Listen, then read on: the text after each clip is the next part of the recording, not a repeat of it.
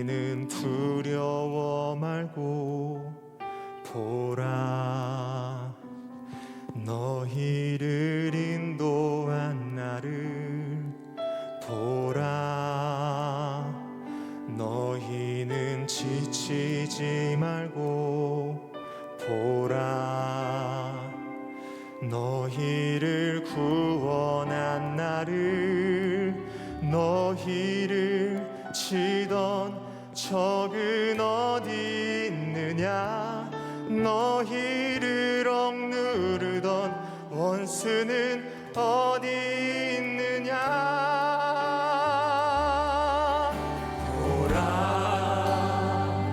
하나님 구원을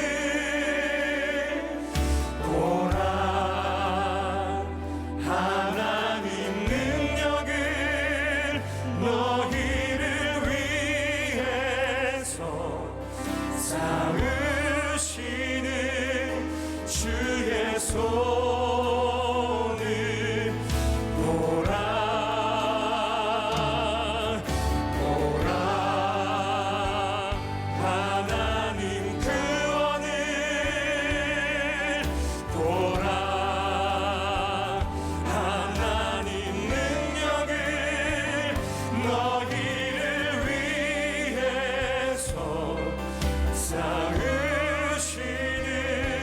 주의 손을 보라. 보라, 너희는 두려워 말고 보라, 너희는 두려워 말고 보라, 너희를 인도한 나를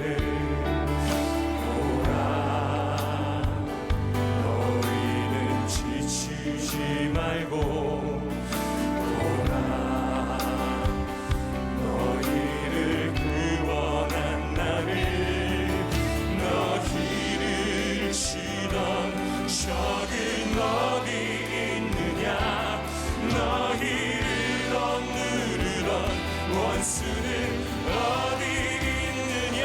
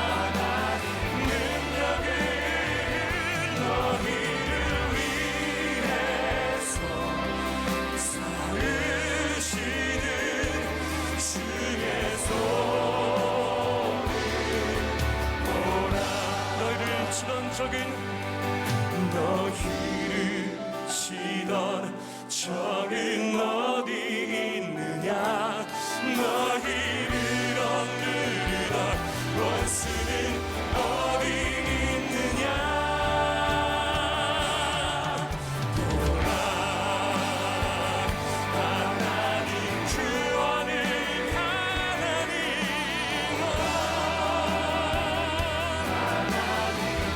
너희를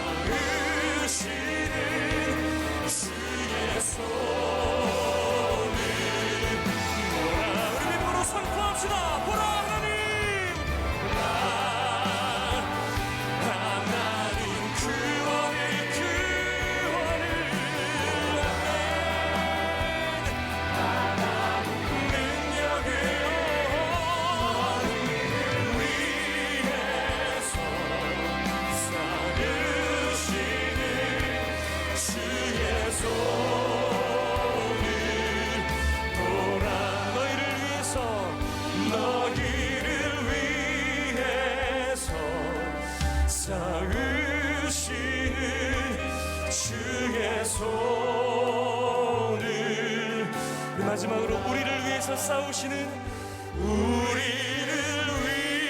위해서 싸우시는 주의 손을 보라멘. 우리 참 승리자 되신 주님, 모든 찬양과 영광을 받으시기에 합당하신 주님의 이름 앞에 모든 감사와 찬송의 박수로 나아가겠습니다. 할렐루야. 네.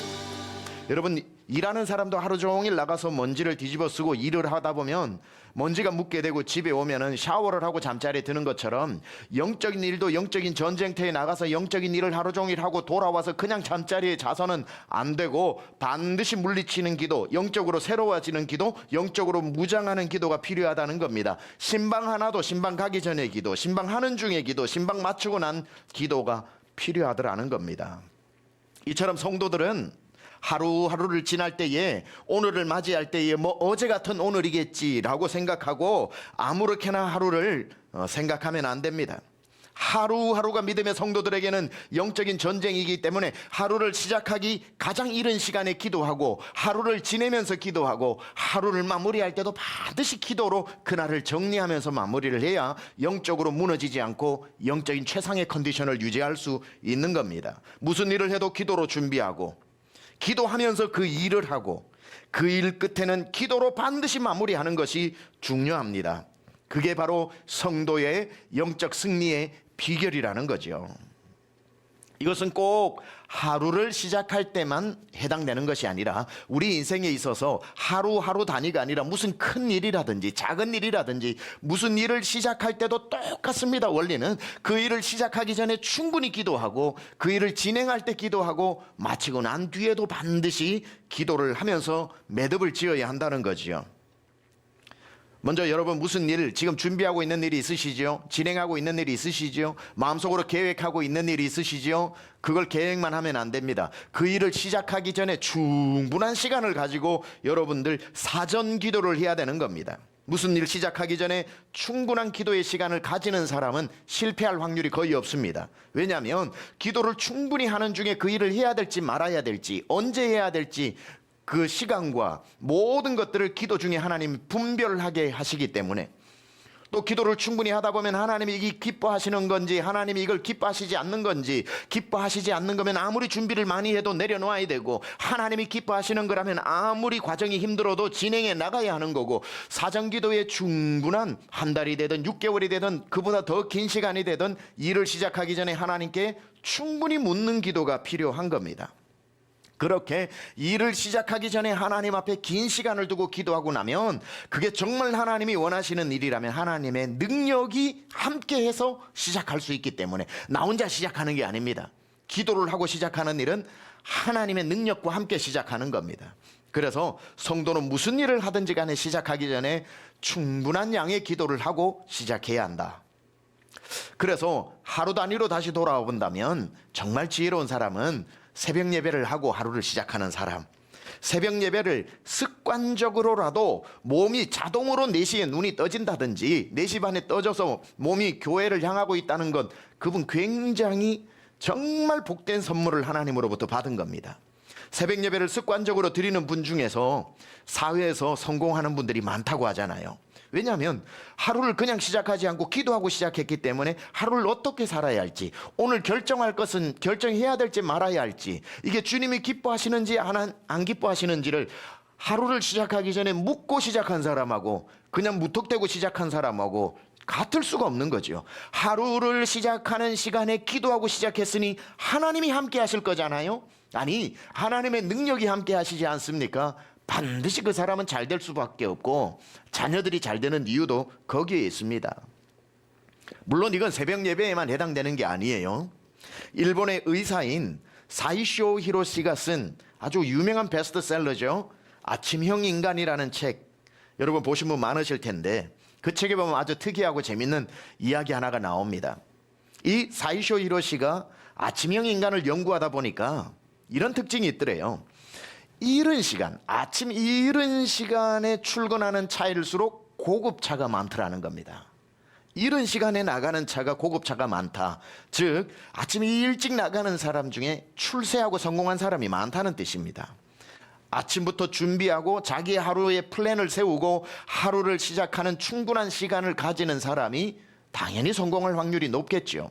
하물며 새벽에 기도하고 하루를 시작하는 사람을 누가 이기겠습니까? 따라서 믿음의 사람은 무슨 일을 시작하더라도 그 일 전에 충분히 기도하시고, 아무리 급한 일이 있어도 내가 기도를 충분하게 했다고 생각하지 않으면 시작하지 마십시오. 위험한 도전이 될 겁니다. 그런데 무슨 일을 시작하기 전에 기도하고 시작하는 것도 굉장히 중요하지만, 또 중요한 게 뭐냐면 일을 시작하고 일이 진행되는 중에 기도하는 것도 굉장히 중요합니다. 자, 우리가 가진 착각 중에 하나가 뭐냐면 이런 착각을 해요. 무슨 일을 시작하기 전에 오랫동안 기도를 합니다. 하나님, 이 사업을 할까요 말까요? 하나님, 이 학교를 갈까요 말까요? 하나님, 유학을 갈까요 말까요? 하나님, 뭐 여러 가지를 가지고 6개월도 기도하고 1년도 기도를 하고, 그래도 하나님 응답하시지 않으면 40일 작정을 하기도 하고, 그래도 응답이 안 되면 금식 기도도 하고 철야 기도도 하고, 안 나오던 사람이 새벽에 100일씩 나와서 기도도 해가지고 하나님께 응답을 받았습니다. 마음의 확신도 주고 마음의 기쁨도 일어나고, 이게 하나님이 원하시는 거라는 증거도 여기저기에서 보여지기 시작해서 맞다 하고는 시작을 했습니다. 하나님의 능력도 함께 했습니다. 그런데 그렇게 충분히 기도를 하고 일을 막상 시작하고 난 뒤에 사람들이 놓치는 게 뭐냐면, 일이 진행되는 동안은 기도를 소홀히 한다는 겁니다. 왜냐하면 일을 해야 되니까, 이제 그 일을 해야 되니까, 또 일이 하나님이 기뻐하신다는 것을 확증했기 때문에, 충분히 기도를 하고 시작했기 때문에 일하는 중에는 기도를 별로 하지 않아도 괜찮다는 착각에 빠지게 되는 겁니다. 아무리 응답받고 시작했다고 해도 일을 진행하는 동안 기도를 소홀히 해버리면 앞에 응답 아무 소용없는 겁니다. 뭔가를 결정하기 전에는 새벽 기도도 하고 철야 기도도 하고 하나님 앞에 매어 달리더니만, 그래서 하나님이 오냐 시작해봐라 하고 시작을 했더니만 이제는 그 일에 매달려가지고 바쁘다고 철야 기도도 하지 않고, 금식 기도 한지는 언제인지도 모르겠고, 새벽에는 코빼기도 보이지 않고 일에 집중하느라 기도를 쉽니다. 가장 위험한 길을 걷고 있는 사람입니다. 그런 사람은 이렇게 표현할 수 있습니다. 내 시작은 창대하였으나 내 나중은 심히 미약하리라. 아니, 충분히 기도해서 그렇게 멋지게 시작해놓고 왜 일하면서 기도를 쉬냐 이 말이에요. 사정 기도를 많이 했으면 사중 기도도 많이 해야지. 시작 전 기도도 중요하지만 일이 진행되는 동안의 기도도 게을리하지 않는 사람, 그 사람에게 하나님이 역사하시는 겁니다. 여러분, 그렇게 많이 기도해가지고 시작하신 그 일에 바쁘다는 핑계로 요즘 기도를 게을리하고 있다면 여러분, 위험한 지금 지점에 도달했다는 것을 기억하셔야 됩니다. 다시 기도의 불을 붙여야 하는 겁니다. 그런데 사정기도, 사중기도, 사후기도 중에 사람들이 제일 소홀히 하는 게 뭐냐면 사후기도입니다. 일이 다 되고 난 뒤에 기도하는 것. 그건 소홀히 해버려요. 왜냐하면 일이 다 됐기 때문에 기도할 필요가 없다고 생각하는 거지요. 그렇게 간절하게 기도해서 시작했고, 그렇게 간절한 마음으로 기도하면서 그 일을 해서 마무리해놓고 하나님의 도우심으로 그 일을 멋지게 이루어내고 난 뒤에는 사람들이 하나님을 찾지 않아요. 하나님 앞에 그 일을 다 맞춰놓고 금식을 한다든지, 일 끝나고 금식하는 사람 봤습니까? 일 끝나고 작전 기도하는 사람 봤습니까? 일이 잘 되어서 새벽 기도 시작하는 사람 봤습니까? 그래야 할진데 그러는 사람이 별로 없는 거예요. 일 다 마치고 하나님 앞에 나와 이 모든 것이 하나님 때문이었습니다. 하나님 감사해요.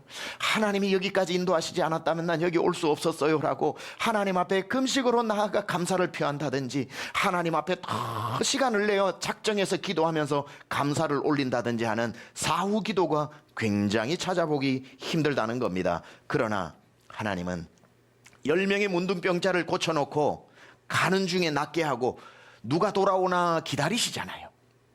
하나님 다 응답을 해놓고 누가 사후 기도를 가지고 주님 앞에 나오는지 주님 기다리고 있다가 나오는 그 사람에게 딱 도장 찍어주고 너 다음 일도 내가 책임져 줄게.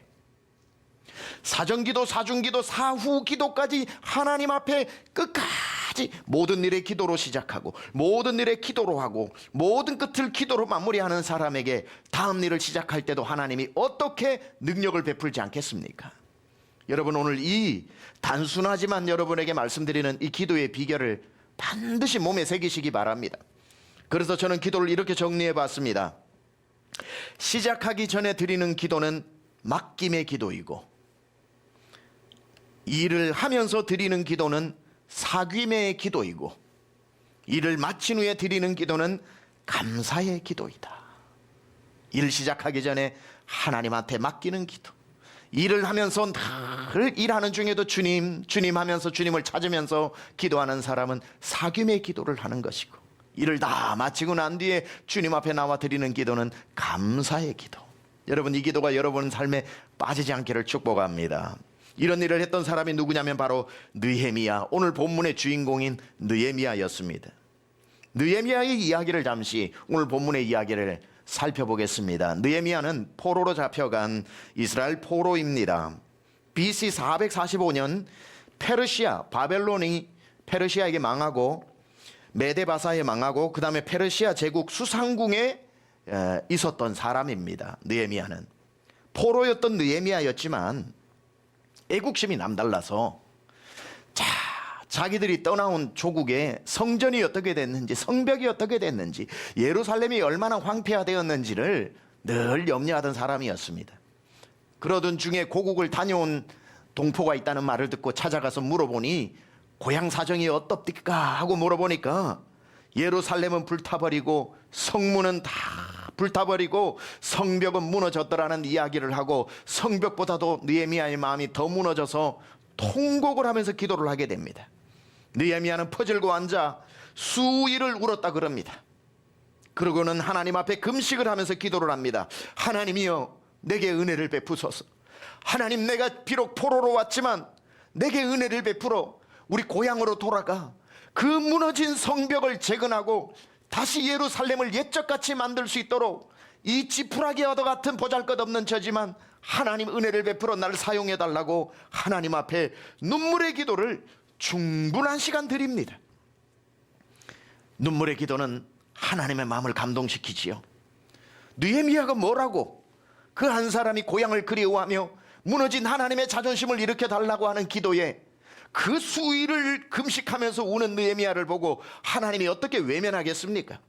얼마나 기도를 했던지 하나님이 그의 기도를 들으시고 세상에 포로의 한 사람이었던 이 느헤미야를 페르시아 아닥사스다 왕, 그 서슬프는 그 왕의 가장 높은 자리인 술 맡은 관원장의 자리에 앉혀주시는 겁니다. 눈물의 기도가 하나님께 상달되니 있을 수 없는 일이 일어난 겁니다. 술 맡은 관원장이었을 때에 그가 이 일을 맡은 것이 아니라 하나님 앞에 눈물로 기도했을 때에 하나님이 그를 그 일을 하라고 그 자리에 세워주셨다고. 느헤미야 1장 11절이 이렇게 기록되어져 있습니다. 주여 구하오니 귀를 기울이사 종의 기도와 주의 이름을 경외하기를 기뻐하는 종들의 기도를 들으시고 오늘 종이 형통하여 이 사람들 앞에서 은혜를 입게 하옵소서 하였나니 그때에 내가 왕의 술관원이 되었느니라. 술관원이 되고 난 뒤에 자기의 사명을 깨달은 것이 아니라 하나님 앞에 눈물로 기도했더니 하나님이 오를 수 없는 그 놀라운 영광스러운 자리에 사명 감당하라고 세워주신 겁니다. 여러분도 하나님 앞에 눈물의 기도를 드리세요. 하나님의 마음에 감동이 되면 불가능 중에 가능한 일이 일어나게 될 것입니다. 그리고 그는 본격적으로 술 맡은 관원장이 된 그때에 자기의 사명을 실행합니다. 실행하기 위해 뭘 하냐 보니 또 기도를 합니다. 하나님께 기도를 한 후에 아닥사스다 왕을 찾아갑니다. 잘못 찾아가서 잘못 청탁을 했다가는 목숨이 날아가겠지만 이때를 위하여 에스더처럼 나가는 이 느헤미야, 가서 왕 앞에 소상히 자기 마음에 있는 고민을 이야기하고, 자기는 예루살렘 사람인데 무너진 성전을 생각하고 성벽을 생각하면 잠을 이룰 수 없다고 형편을 아뢰고, 왕이시여 제가 반드시 돌아와 저에게 맡겨준 술 맡은 관원장의 책임을 마무리할 터이니 저에게 은혜를 베풀어 고향으로 돌아가 무너진 성벽만 재건하고 돌아올 기회를 달라고 간청을 하자 하나님께서 아닥사스다 왕의 마음을 감동시킵니다. 그리고 허락을 합니다. 그리고는 느헤미야는 예루살렘 총독으로 임명되어 군사를 이끌고 무너진 성벽 재건을 위해 고향으로 돌아가게 됩니다. 드디어 고향에 도착한 느헤미야가 성벽 재건을 위해서 제일 먼저 한 일이 뭘까요? 기도입니다. 제일 먼저 한 일이 기도입니다. 아무도 없는 시간 밤에 혼자 나아가 무너진 성벽을 쭉 돌면서 하나님 앞에 기도를 합니다. 무슨 기도죠? 시작전 기도입니다. 시작전 기도. 기도하면서 그는 모든 상황을 면밀히 관찰하고 앞으로 이 일을 어떻게 이루어 나가야 할지 하나님 앞에 그 밤에 물었던 것입니다. 그리고 난 뒤에 지체 없이 사람들을 불러 무너진 성벽을 재건하기 시작하는데 그 엄청난 성벽 재건을 딱 52일 만에 마치는 놀라운 리더십을 발휘합니다. 제가 미국에서 공부를 할 때에 이 리더십의 단골 메뉴로 등장하는 사람이 느헤미야, 바로 이 느헤미야입니다. 리더십 연구가들은 느헤미야를 성경에 나오는 모세보다도 더 최고의 리더십으로 연구하고 가르치기를 많이 합니다. 어떻게 느헤미야가 52일 만에 이런 일을 가능케 했을까? 상식적으로 불가능한 일입니다. 더욱이 평안한 가운데 성벽을 세웠다면 또 모르겠지만 우리가 잘 아는 대로 얼마나 많은 방해가 있었습니까? 그 당시에 사마리아의 총독이었던 산발랏, 참 이름도 참 산만해요. 산발랏. 암몬 사람 도비야가 도둑질하고, 아라비아 사람 게셈한 일들을 하고 이름대로 산다고 조직적으로 방해를 하면서 민원을 넣습니다. 아닥사스다 왕에게 당신이 보낸 이 느헤미야가 성을 재건하고 당신 나라로 돌아갈 것 같소? 군대를 모집해서 독립운동을 하고 당신 등에 칼을 꽂을 것이라고 이렇게 투서를 넣고 조직적으로 이 성벽 건축을 방해합니다.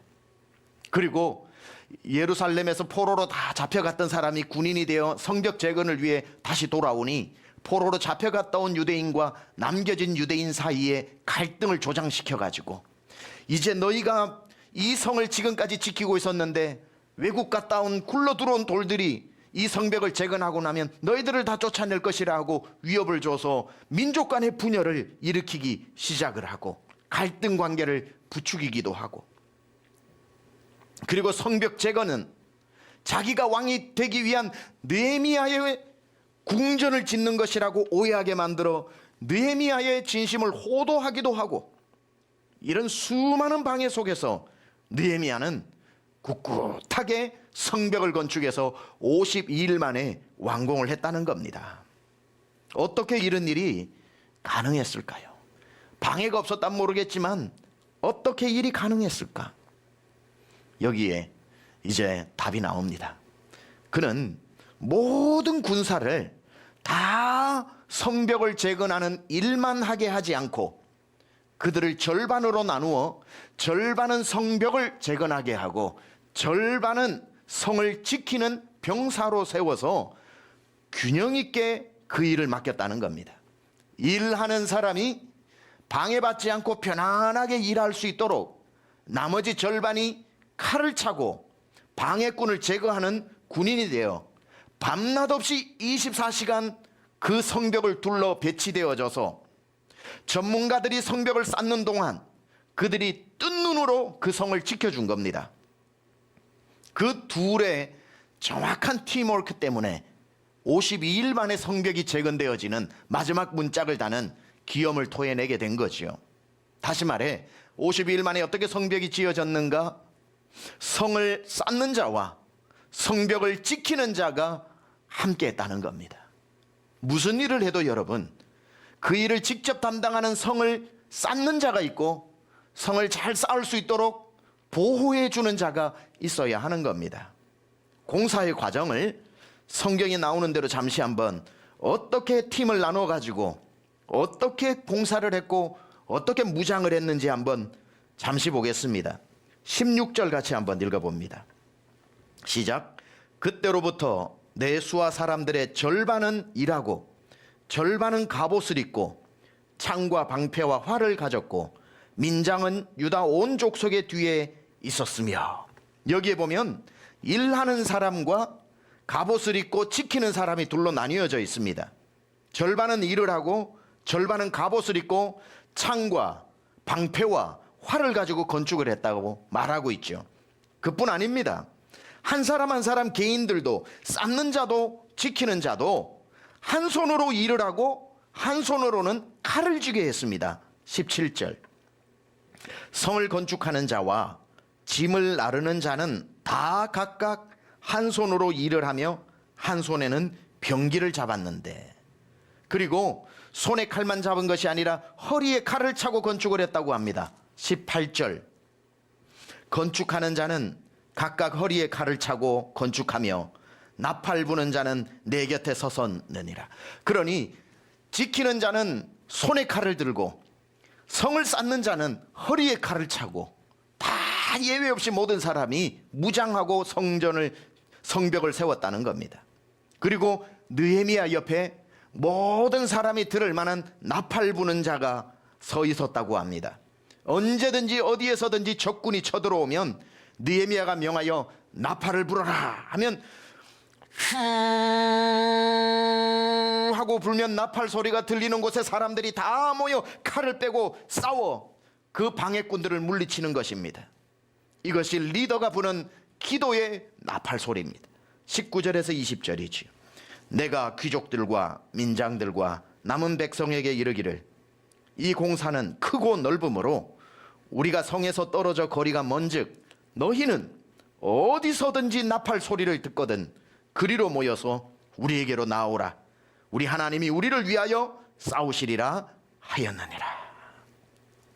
공사가 시작되고 아침 일찍 동틀 때부터 공사가 시작되어 별이 뜰 때까지 공사가 멈추지 않고, 그 시간 동안 무리의 절반은 창을 잡고 또 지켜줍니다. 21절.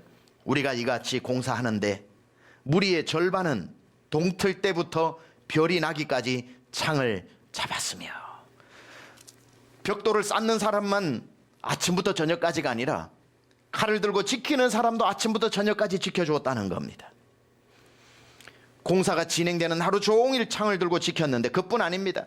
공사를 마무리하고 그 피곤한 일꾼들이 잠을 자는 밤새도록 방해꾼이 쳐들어오지 못하도록 밤새도록 깨어있는 파수꾼들이 있었다는 거죠. 22절입니다. 그때 내가 또 백성에게 말하기를, 사람마다 그 종자와 함께 예루살렘 안에서 잘지니 밤에는 우리를 위하여 파수하겠고 낮에는 일하리라 하고. 그뿐 아닙니다. 그들은 공사가 끝날 때까지 단 하루도 입은 옷을 벗지 않았다고 그랬습니다. 무장한 옷을, 칼을 빼놓지 않았고 무장한 옷을 벗지 않았습니다.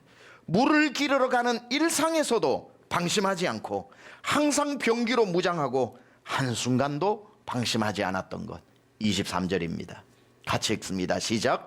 나나 내 형제들이나 종자들이나 나를 따라 파수하는 사람들이나 우리가 다 우리의 옷을 벗지 아니하였으며 물을 기르러 갈 때에도 각각 병기를 잡았느니라. 이 일이 진행되는 동안 단 한순간도 칼을 손에서 놓지 않았다는 겁니다.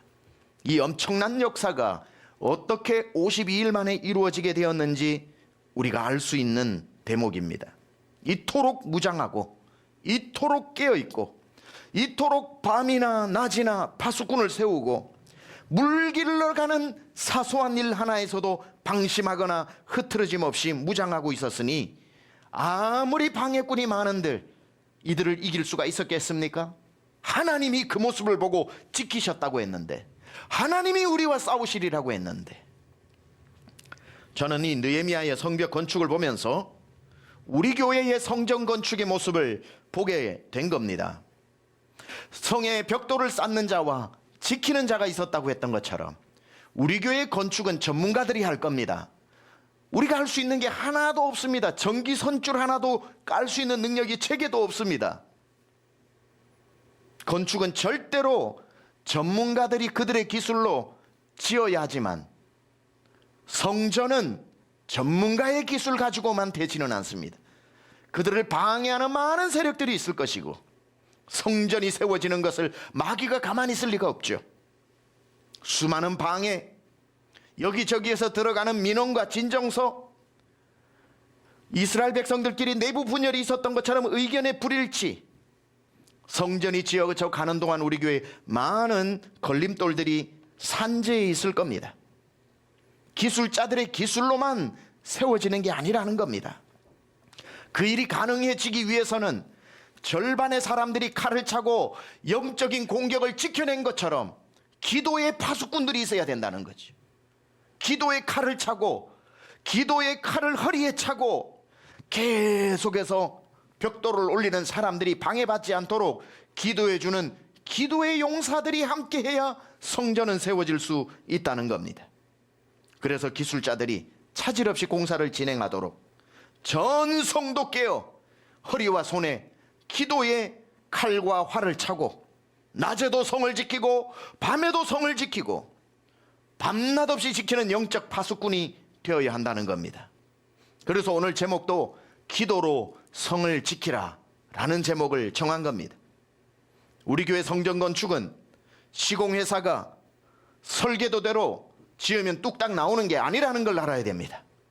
지금부터 완공될 때까지 시공회사의 건축보다 더 열심히 해야 되는 건 성도들의 기도입니다. 기도 없이는 어떠한 방해도 이길 수 없고, 기도 없이는 다른 건물은 세워질지 몰라도 성전은 절대로 세워질 수 없습니다. 기도는 성도의 손에 쥐어진 가장 강력한 무기입니다.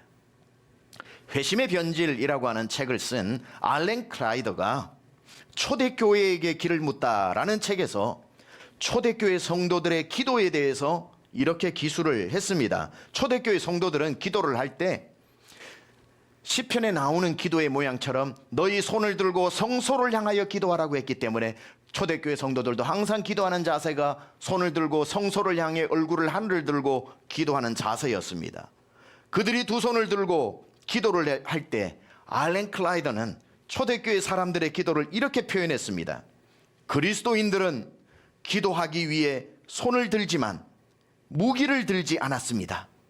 기도가 그들의 무기였기 때문입니다. 와, 얼마나 가슴 뛰고 멋진 말입니까? 그리스도인들은 기도하기 위해 손을 들지만 그 손에 무기를 들지 않았습니다. 왜? 기도가 그들의 무기였기 때문입니다. 초대교회 교부였던 터툴리안도 기도를 이렇게 표현했습니다. 기도는 벽이며 사방에서 공격해오는 적들로부터 우리를 보호하는 무기이다. 우리는 기도로 무장되지 않은 상태에서는 절대로 앞으로 나아가지 않는다. 기도는 모든 강력한 진을 파는 하나님의 비밀 병기인 것입니다. 사랑하는 여러분, 이제 우리는 다시 기도의 손을 들어야 할 때가 되었습니다. 우리는 사전 기도를 많이 했습니다.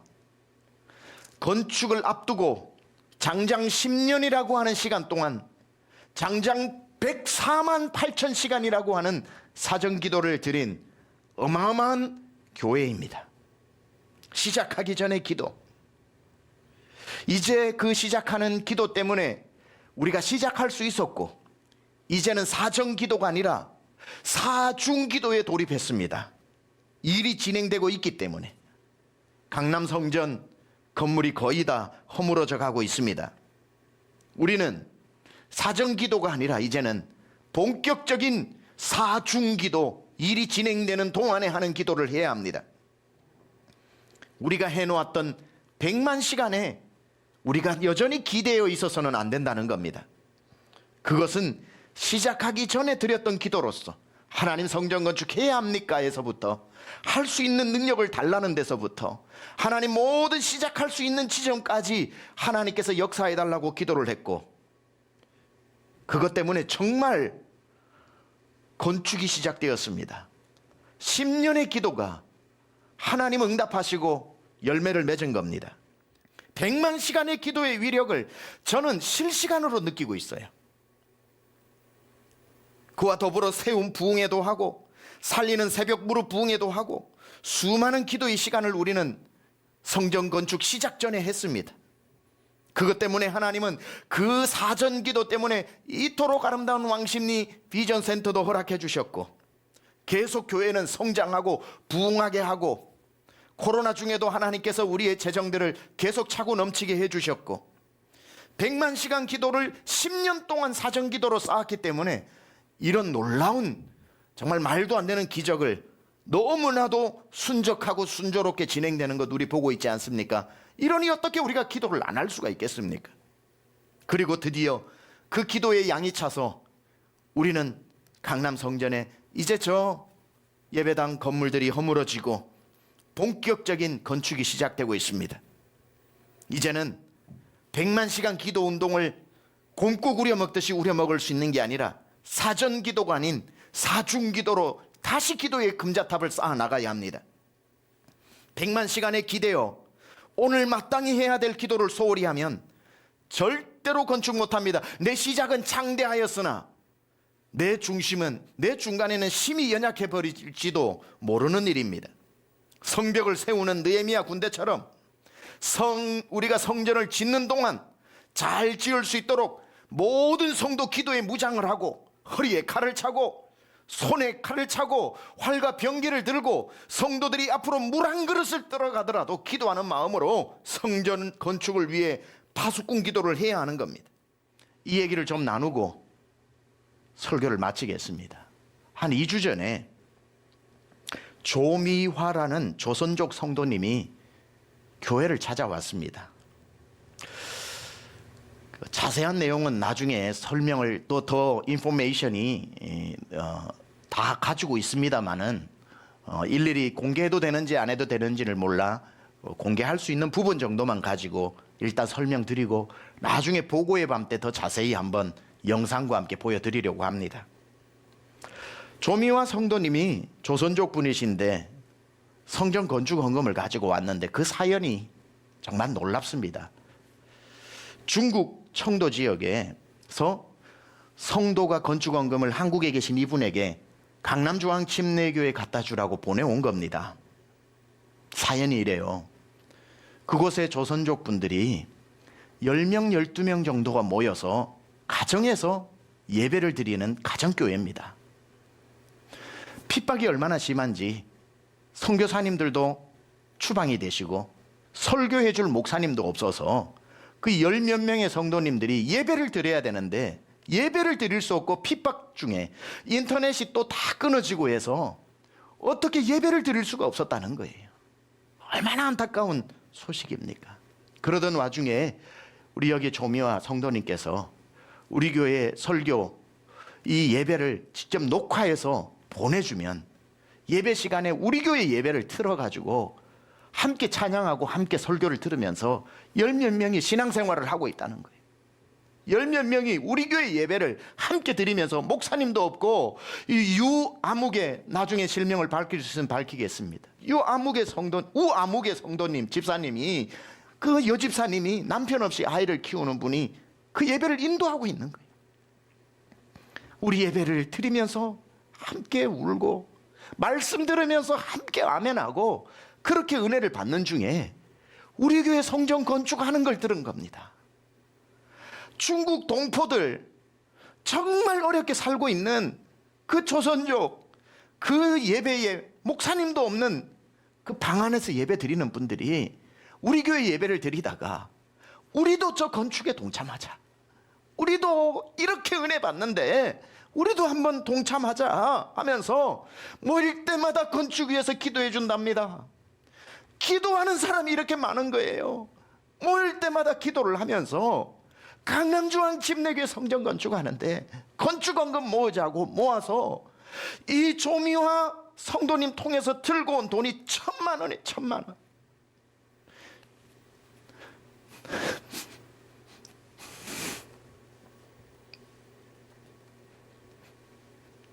영상 통화도 하고 눈물로 간증이 녹화한 것도 보고 정말 간증이 역대급입니다. 역대급입니다. 어떻게 중국에서 그렇게 힘들게 사는 그 목사님도 없는 교회 조선족 성도 10몇 명이 1,000만 원을 보내오는 게 말이 됩니까? 나중에 이런 간증, 우리 성도님들의 편지, 우리 성도님들의 간증도 역대급 간증이 너무 많아서 제가 우리 사역자들하고 이거는 안 된다, 나중에 이 편지 다 읽어주는 보고의 밤을 한번 하자. 그때 다시 영상도 보여드리겠습니다. 오늘 이 예배 보고 있다면 중국에 있는 성도님들 감사드립니다. 우리 강남중앙 성도 여러분, 우리 건축을 위해서 우리만 기도해도, 우리가 기도하고 해야 되는데 웬 은혜인지 전 세계에서 기도하고 있습니다. 중국의 가정교회가 저 강남중앙 집내교회 건축 잘하게 해달라고 그 어려운 중에 모아 1,000만 원을 보내오는 것, 우리 성도들이 깨어서 기도하고 전 세계가 기도하는데 우리가 어떻게 기도하지 않을 수 있겠습니까? 여러분, 이건 하나님의 엄영입니다. 이제 저는 이거 엄영이라고 생각해요. 혹시 제가 마음을 놓고 나 못하겠다, 힘들겠다, 포기할까 봐 하나님이 죽비로 저를 때리는 게, 중국에서 때리고 저 미국에서 때리고 저 동남아에서 때리고 저 중앙아시아에서 저를 때리면서 전 세계가 지금 함께 기도한다. 여러분, 힘을 다해 우리 성도들 동참하시고 하나님 앞에 작정하고 3년 5년 헌신했던 거 믿음 흔들려서 아이고 괜히 했다 생각하지 말고 내 믿음으로 끝까지 하나님 앞에 나아가고 허리에 칼을 차고 손에 병기를 놓지 말고 밤낮 없이 기도하여 우리 성전 건축 이루어냅시다. 이렇게 전 세계에 이 눈물의 동참이 있는 그분들에게 성전 건축 못 이루어서 그분들의 수고를 헛되이 하지 말고 우리가 더 열심히 해서 그분들의 동참이 면류관처럼 빛나게 만들어 주는 것도 우리의 사명이라고 생각합니다. 사랑하는 여러분, 오늘 말씀을 기억하세요. 성전 건축뿐이 아니라 여러분의 문제도 기도로 얼마든지 이길 수 있습니다. 사랑하는 여러분, 오늘 이 중에 어려운 일을 만난 성도 있죠? 어려운 일을 만났나요? 기도하십시오. 기도할 수 있는데 걱정할 일이 뭐가 있습니까? 하나님이 죽으셨다면 걱정합시다. 그러나 하나님이 살아계신 걸 믿는다면 기도합시다. 걱정하지 말고. 우리 두 손에는 세상을 이길 만한 무기는 없지만 기도하는 두 손이 세상을 이기는 무기라고 말씀하지 않았습니까? 그것을 다시 한번 기억하고 전성도 기도로 무장하고 허리에 기도의 칼을 차고 오늘 여러분의 막힌 문제도 기도로 이겨내고 우리 교회의 아름다운 주께서 주신 엄영도 잘 이루어서 모든 성도 기도로 응답되고 살아날 수 있기를 우리 주 예수 그리스도 이름으로 축원합니다. 이제는 우리 주 예수 그리스도의 은혜와 하나님 아버지의 놀라우신 사랑하심과 성령님의 감화감동 내주교통 역사하심이 오늘 다시 우리의 잠자는 영혼을 흔들어 깨워 우리의 손과 허리에 기도의 칼을 차게 하여 어떤 문제를 만나든지 기도로 승리하며 이기고 살기로 결단하고 다짐하고 은혜 받은 사랑하는 심령들 머리머리 위에와 우리 강남중앙 모든 권속들과 군대가 있고 해외가 있는 자녀들과 온 세계에 흩어져 있는 선교사님들과 대한민국 모든 교회들과 열방에 흩어져 있는 믿음의 식구들 머리머리 위에 그리고 우리 사랑하는 대한민국 위에 지금부터 영원토록 함께 하옵시기를 간절히 축원하옵나이다. 아멘.